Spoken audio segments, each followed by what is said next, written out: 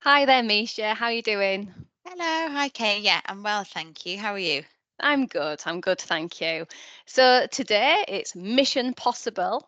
We are talking all things motivation today and regaining motivation when you lose it because, well, just turn to the next slide, Misha, if you can. Oh, yeah. So this is what we're going to do. We're going to cover some tools and strategies. And hopefully you'll have some apps maybe that you can turn to use, some ideas, little strategies that you can put into action to get you motivated again, and also know a little bit about the cycle of avoidance that we can really fall into the trap of. So when we start to procrastinate and put things off. So, what percentage of students do you think struggles with motivation, Misha? My instinct was saying 100%, to be honest, because I Right. think we all can, if we were students before, if we are now. I think that it is very normal to not feel motivated all the time, and especially if we've got a lot of tasks and we're feeling a bit overwhelmed by it all, then often motivation isn't there for us when we need it to be. Yeah, it's normal, isn't it? But it ebbs and it flows, really, does motivation. I read somewhere, don't quote me, but it said about 96% of students at some point will struggle with motivation. But I agree with you, Misha, that really, probably, or every single person at some point will struggle with motivation for sure. Yeah. So the thing is with motivation, sometimes we think that it's to do with because we're maybe not disciplined enough, not focused, maybe we'll tell ourselves that we're lazy. But actually, often when we're struggling with motivation, when we are procrastinating and putting things off and avoiding, what actually that has to do with more is about our own insecurities, our own worries and fears, and beliefs that we're not good enough. Any thoughts on that, Misha? Yeah, I think we can quite easily be hard on ourselves if we're not motivated, and if we procrastinate from a task, then we can get frustrated with ourselves, even though it's so normal, and there might be lots of other reasons that we're not able to do the task at that time. So I think as we go through the slides today, we'll learn a bit more about being kinder to ourselves, because it's not that we're not good enough. It is perfectly normal, and it's Hmm. okay to not be feeling motivated all the time. Exactly, exactly. So we need to cut ourselves some slack, definitely. And also, motivation is surprisingly, it's a skill. It's a skill that we have to learn. And like any other skill, we're not born with it. We have to practice it. It takes some effort. And it's a little bit like playing the piano or learning to drive. You wouldn't just literally get a piano and be able to play without any lessons. And I know when I think back to my student days, which, to be honest, is many moons ago, back Mhm. in 1996 to 98 or whatever, I struggled with motivation a lot. I really did. Whereas over the years now, yeah, I'm a lot more motivated, a lot more disciplined, but that has come through practice. So what about your experience, Misha? I see motivation for me, and maybe for everyone, is quite a holistic thing. So I can think back to a time a couple of years ago when I was really struggling with motivation, and I was feeling really lethargic, and I had really low energy. So I couldn't be bothered to do anything. I didn't want to get tasks done. I kept putting everything off. I just totally lost my get up and go. And I started to look at the different areas in my life, so like nutrition, my sleep, and exercise. And I noticed that I was really neglecting those things. And once I took stock of those things, I found that I had more energy and more motivation and more drive to do things, because I'd neglected those areas a bit. So Mm, I think they can be quite well linked together. So it might be that if you are experiencing a lack of motivation, maybe not going to that instinct telling ourselves off, but looking at Well, am I getting enough sleep at the moment? Is that something that I need to have a look at or prioritize? Am I looking after myself in terms of nutrition? Am I making sure that I'm fueling my body so my body literally has energy in order for me to do tasks and to be able to focus? And exercise, I think, especially when there's lots of deadlines, we can feel like we're sat over our laptops and we're reading and we're working really hard in front of a screen all the time, but it might be that we need to incorporate some movement in order to recharge our batteries so that energy and that motivation it comes back and it keeps that kind of steady, consistent pace.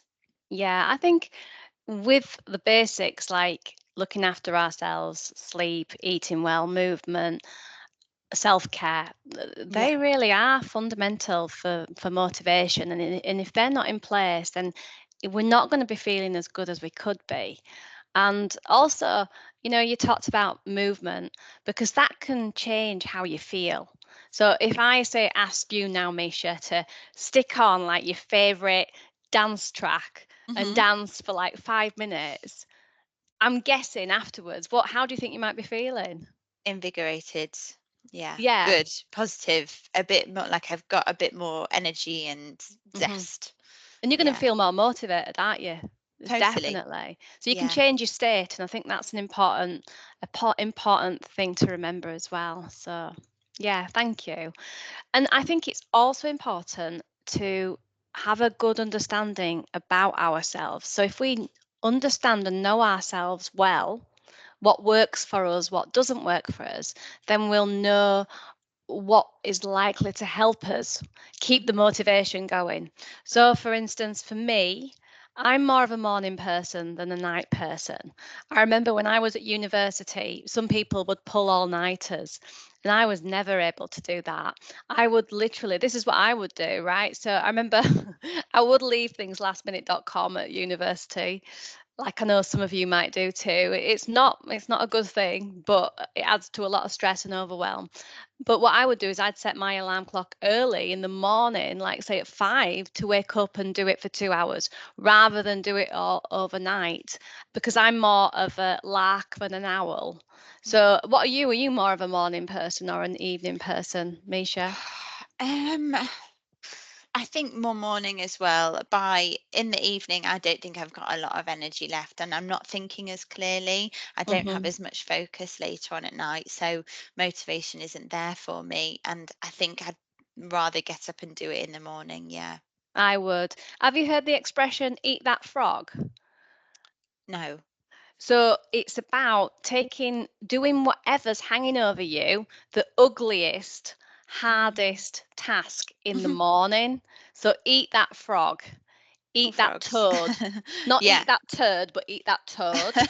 And you just get it out of the way because Yeah. then by doing that you're setting up your day because you're setting the tone for the day. You're going to feel more productive, you're going to feel better about yourself. But some people prefer nights and that's fine, so it's about knowing yourself, knowing what works for you. Are you a person who prefers to work on their own or do you need to work with others? Would you be more motivated if you, say, worked in the library or worked in the cafe or worked in your room? So it's about thinking about these things. I really like that phrase actually, because otherwise that frog, that thing that you've been putting off, it hangs over you for the Mm, whole day, and you can almost feel like as time's passing, it's further and further away from you. So that's a really good idea, just to bite the bullet, get it done while you're fresh, while you're alert, and then you've got that good feeling of accomplishment for the rest of the day. definitely. And I see that with the students a lot. I mean, this is going on to this actually, the avoidance cycle, the impact of putting the work off Mm. for and it we all do it sometimes, we all procrastinate, I think everyone does at some point. But when we are feeling like, and like I say, it could be fear, it's our insecurities, sometimes feeling that we're not good enough, that we can't do something, that it's too hard, or we struggle with uncomfortable feelings, because that's what doing the work brings up sometimes, doesn't it? An uncomfortable feeling in us. And when we put that off and then we put that off and we put that off, and like you said, that ugly frog. It might have been a little baby, and all of a sudden it grows and it gets Yeah. bigger and it's hanging over you, and it's Mhm. just like it's really it becomes overwhelming. So this is the cycle of avoidance that we can all fall into the trap of, and we may be worried about whatever it is about doing the assessment for whatever reason. Maybe we're worried that it's going to be too hard or we don't know where to start. So then we avoid it, we put it off, and we keep doing that maybe for a certain length of time, maybe until we just cannot leave it any longer. Of course, the stress and the worry builds up. We avoid it maybe some more, or we do it under that pressure where you've got 24 hours or 48 hours to do it in, and you'll literally get it done. But you won't probably do your best. So hopefully you can relate to that cycle. Meisha, any thoughts on that cycle? I just think it's so useful to know about because until I'd heard of it, like it makes sense. It seems very logical when it's out in front of you, but you might not be aware that we're doing it. So by knowing it exists, by seeing it there, it's just something to keep a check on with ourselves and be able to check in and think, am I really worrying about this thing that I'm then going to turn into a bigger thing and then I'm going to avoid it and then I'm going to get more stress and more worry? Why don't I just do it today and then it's out the way? That Yeah, kind of thing. yeah. So it's just yeah, just a way of keeping ourselves aware. And I think awareness of our behavior is the first step, isn't it? It is. It's the first step to any change. We have to Yeah, be aware first, don't we? Before yeah. we can do anything about it. So, yeah. And is that the next slide? I think we might have missed one actually. I think. Oh no, it is the next slide then. Mm, Okay. So, an important part of motivation is being kind to ourselves and having compassion for ourselves, because a lot of us have this belief that what motivates us is that inner voice that gives us a hard time, that goes, come on now, why haven't you done it? You're lazy, you're this, oh my God, you really need to get on with this. Otherwise, maybe you have this belief that you wouldn't do it. But research shows that by giving ourselves a hard time, it actually does the opposite. It demotivates us. It lowers our self esteem. It lowers our confidence. It makes us feel like we are not good enough, and it keeps us trapped. It's mhm. another layer of struggle in, if we're avoiding the work, that also, if we're being hard on ourselves, having high expectations and putting pressure on ourselves. I see this all the time with students, and it's it's a shame because what happens is they make their the work their journey through university 10 times harder. So if you think about climbing up a mountain being like when you reach the summit, that's getting your degree. Mhm. It's like if you're really hard on yourself, it's like you're climbing up the mountain, but you've also got a big boulder that you're pushing up at the very same time. You're making it so much harder. Yeah, that negative self-talk, it can be a self-fulfilling prophecy in a way, can't it? Because Hmm. we don't have that encouragement there for ourselves. So just maybe challenging that negative self-talk and thinking about being compassionate and how being encouraging and positive to yourself might make that boulder a little bit easier. Hmm. You're asking yourself, what would a good friend say to me right now about this? Often that's a good question to Mhm. ask yourself.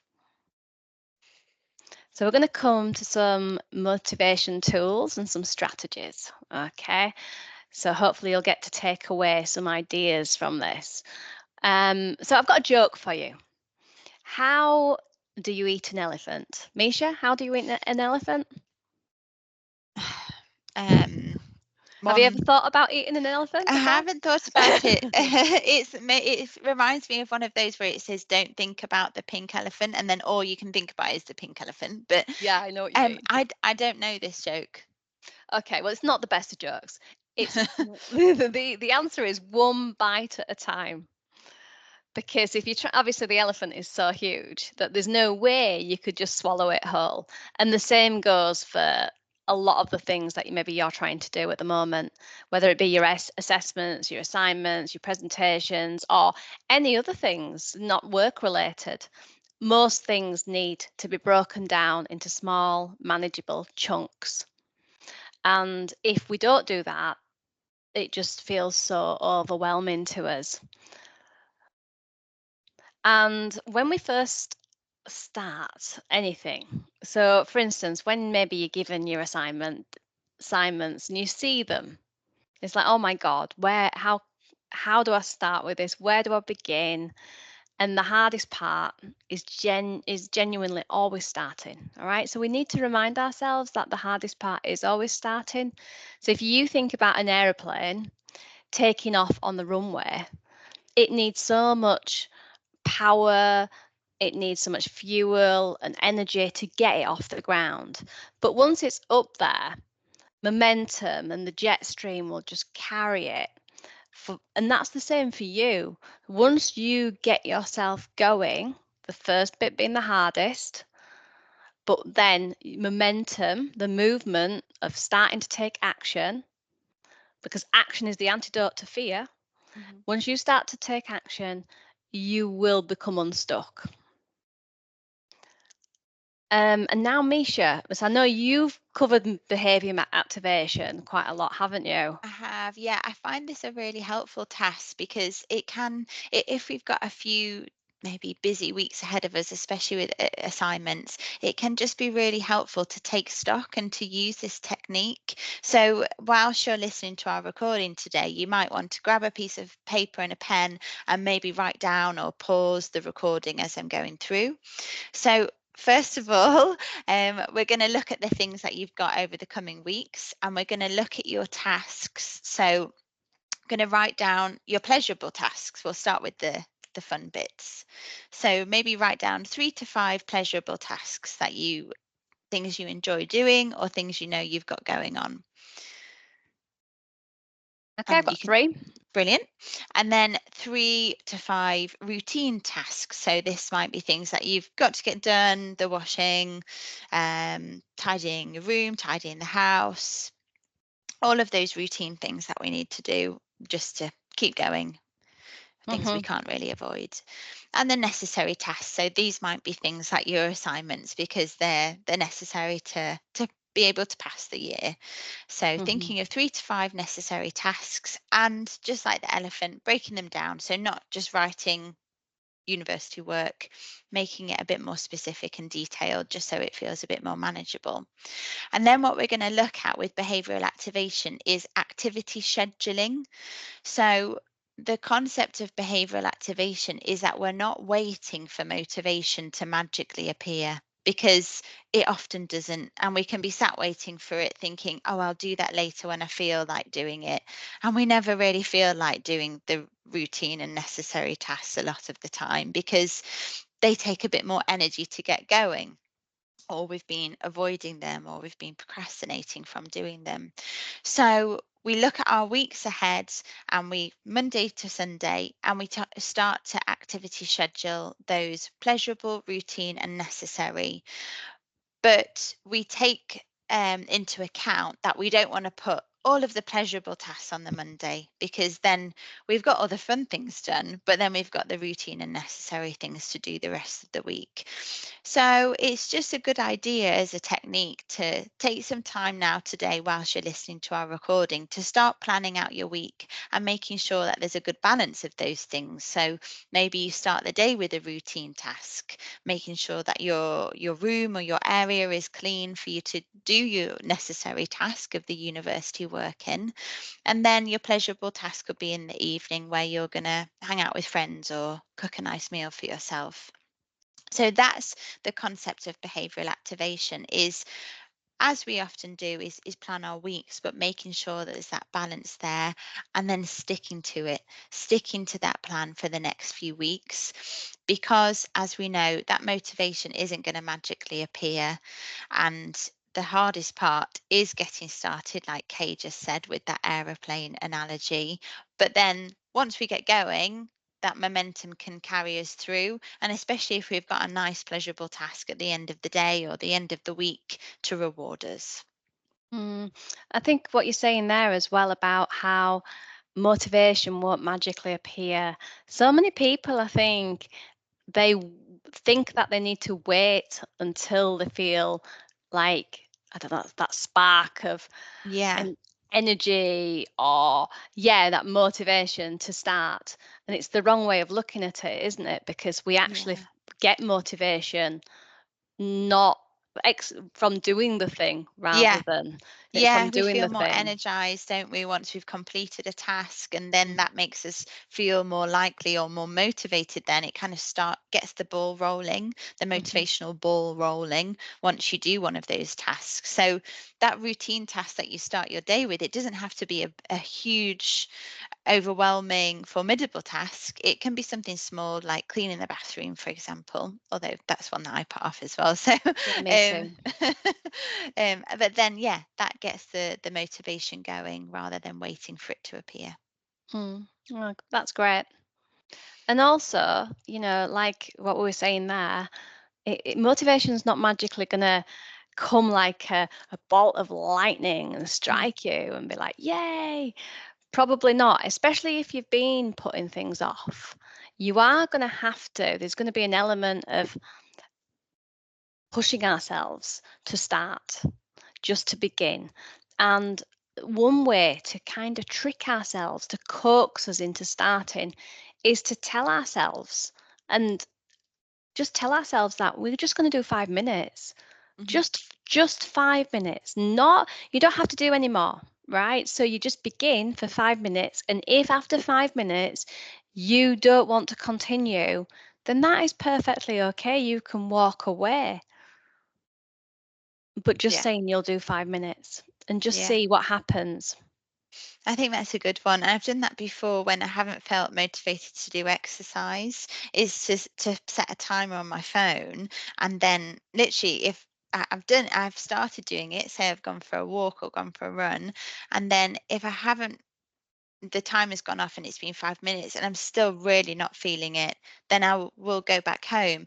But more often than not, you're out, you've started doing the task, you've got your university workout, whatever the task is, and then you think, actually, no, I'm doing it now. I'll keep going, and that motivational glimmer begins. It starts like a little fire burning just by starting with those 5 minutes.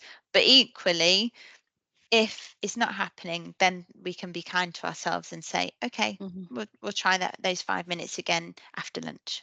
Yeah, exactly. And I don't know if you've used the Pomodoro method, Misha.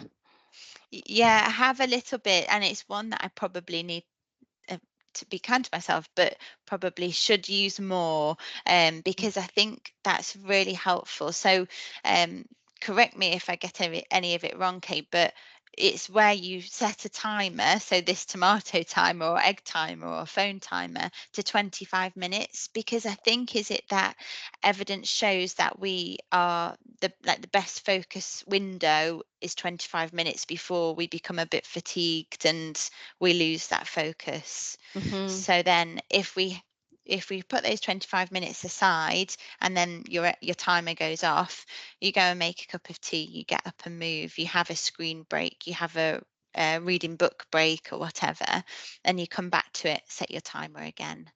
Is that Yeah. is that it? Yeah. That's it. That's exactly it. Yeah, there's loads of stuff online about it, but it's very simple, really. The key to it, I think, is to have a focus before you begin. Hmm. So be really clear about what your focus is going to be and Hmm. how you're going to spend those 25 minutes. But and just allow, just really just like, right, 25 minutes, I'm just going to go for it and just see how much you can get done. It's amazing what you can get done in 25 minutes, actually. But Yeah. then step away, Mhm. 10 minutes full, a full break. And if you want, you can repeat it 2 or 3 times, the Pomodoro, or you might just do a one off and that might be enough.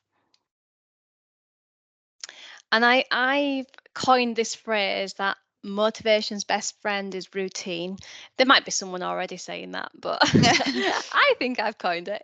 But I really think that routine, because we get so many students coming and that is one of the things that so many of them say is missing, because university life is not as structured, say, as work life or school life. You have got the option to stay in bed for some Hmm. of the day or even all of the day sometimes.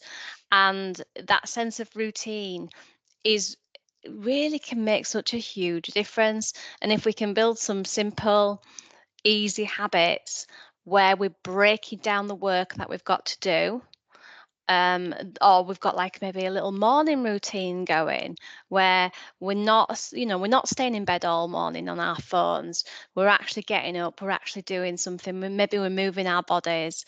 Then going back to how that sets your day up and how that makes you feel, it's going to be very different from the day that you stay in bed scrolling on your phone. It's going to be completely different and you're going to be far more motivated. Yeah, I really like this one because I think it's simple, but it's effective and it's so true, and it's not easy.